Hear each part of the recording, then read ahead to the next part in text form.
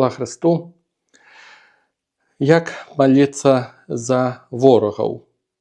Такое няпростае пытанне для нас, хрысціянаў. Па-першае, трэба сказаць, некаторым трэба будзе прызнацца, што ўсё-такі ворагі ёсць. Таму што некаторыя веруючыя у добрай волі пачынаюць адразу разважаць, што як это, якія ворагі, мы ж любім адзін аднаго, мы павінны любіць адзін аднаго. Я ж веруючы, якія ў мяне могуць быць ворагі.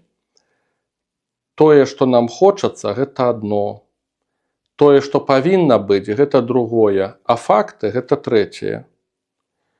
І трэба прызнаць факты, што ёсць людзі, которые злыя, не асуджаючы іх па той ці па іншай прычыне, бо ў іх такая гісторыя, бо такія грахі, бо такое асяроддзе. У некаторых гэта іх уласны выбар. Так ці інакш, ёсць людзі, которые, можа, не павінны быць злымі у замысле Божым, але такімі становяцца пад уплывам зла вакол, пад уплывам зла свайго уласнага граху. Ёсць людзі заздросныя, ёсць людзі подлыя, і ўсякага гэта хапае. І гэта факты. Іх трэба не баяцца прызнаць. І вось узнікае пытанне, як маліцца, як бараніцца ад такіх людзей. Мяне некалі ўразіла думка Александра Меня, праваслаўнага святара, который, каментуючы псалмы, сказаў, што 1/3 псалмоў яна датычыць барацьбы са злом, супраць ворагаў. Александр Мень казаў, што перш за ўсё трэба мець свядомасць таго, што зло номер 1 – гэта злыя духі, гэта дэманы, которые дзейнічаюць праз людзей, праз структуры. І таму, калі мы чытаем псальмы, і сапраўды там вельмі шмат тэкстаў, такіх даволі суровых, што цяжка хрысціянам чытаць, то Александр Мень раіў менавіта такім чынам думаць. Што гэта барацьба духоўная не супраць людзей, а супраць структураў зла, которые дзейнічаюць праз людзей. І вось гэтая думка, яна мне сапраўды шмат памагла, таму што я зусім па-іншаму стаў маліцца псальмамі. Я сапраўды, мне ўдалося адрозніваць, што вот ёсць людзі, мне не трэба іх судзіць, но праз іх дзейнічае зло. Мне ўдалося это называць рэчы сваімі імёнамі, і калі многія хрысціяне баяцца чытаць стары запавет, бо ён жорсткі, маліцца псальмамі, бо там таксама жорсткасці шмат бачаць, мяне это перастала пужаць, таму што я стаў бачыць вось гэтае зло духоўнае, которое матэрыяльна вот такім чынам праяўляецца. І для мяне псальмы сапраўды сталіся такім відам малітвы. Супраць ворага, як абароны ад зла. І я нават перастаў выдумляць, як мне маліцца абароны ад зла. Проста ўбраў псальмы і часам даслоўна цытуючы псальмы, чытаючы, часам парафразуючы сваімі словамі, але сапраўды як усё адно карыстаўся гэтай лексікай Бога. Бо перш за ўсё, якім бы не быў жорсткім стары запавет, як нам здаецца, і тая самая кніга псальмоў, якой бы не была суровай часам, перш за ўсё это слово натхнёнае.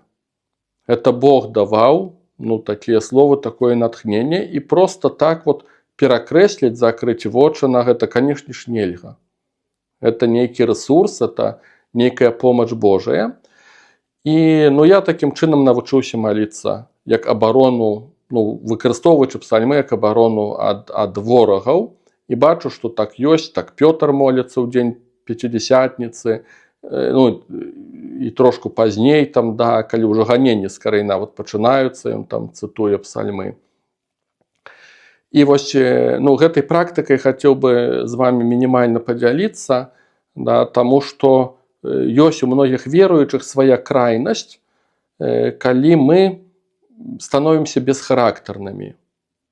Калі нам здаецца, што трэба цярпець, трэба ціханька ўсё зносіць і так далей. І я лічу, што сапраўды гэта нейкая крайнасць. Ницше писал, это философ, который расчараваўся ў хрысціянстве, он пісаў, што яны не маюць характару. Яны не здольныя пальцы сваіх рук сжаць у кулак. І я яго разумею, да. Или разумею, што это неправільна. Што гэтага няма ў замысле Божым, калі мы становімся такімі піхні, павалюся. Іншыя могуць вот так вот рабіць зло, а ты вот так вот пасіўна терпіш, ціхенька сядзіш. Я зразумеў, што это неправільна. І таму трэба навучыцца маліцца, як бараніцца ад зла, трэба гэты рэсурс выкарыстоўваць. У мяне ўзнікла такая асабістая правіла ці формула, з аднаго боку не баяцца этой малітвы, барацьбы са злом, думаючы якраз такі пра духаў больш, чым пра людзей. А з іншага боку, канешне ж, нельга забыцца, гэта прызыў Хрыста в Нагорнай пропаведзі, каб мы благаслаўлялі сваіх ворагаў.